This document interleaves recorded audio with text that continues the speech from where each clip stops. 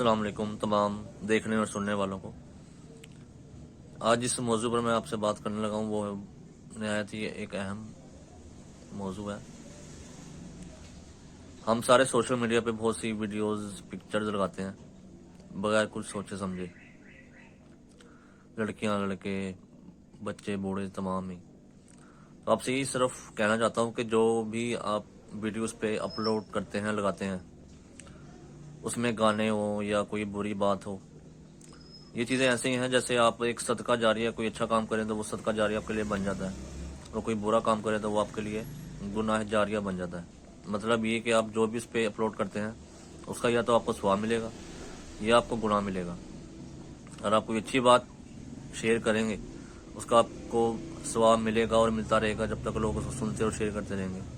और जब आप कोई बुरी बात, कोई गाना, कोई ऐसी बेहुदा हरकत वगैरह शेयर करेंगे उसका आपको गुनाह मिलेगा जब तक वो लोग शेयर करते रहेंगे और वो सोशल मीडिया पे रहेगी।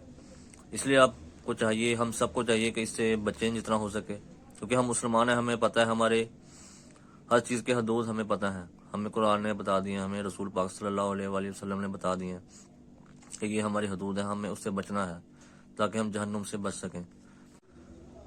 तो आप सबसे भी यही गुजारिश है कि आप सब अपने बच्चों को, बच्चियों को इस बुरी आदत से बचाएं जितना हो सके, कि बुरी पोस्टें और ये नाच गाने वगैरह सोशल मीडिया पे पोस्ट ना करें, क्योंकि मरने के बाद भी हमारे लिए गुनाहों का बोझ है जो हम नहीं उठा सकते।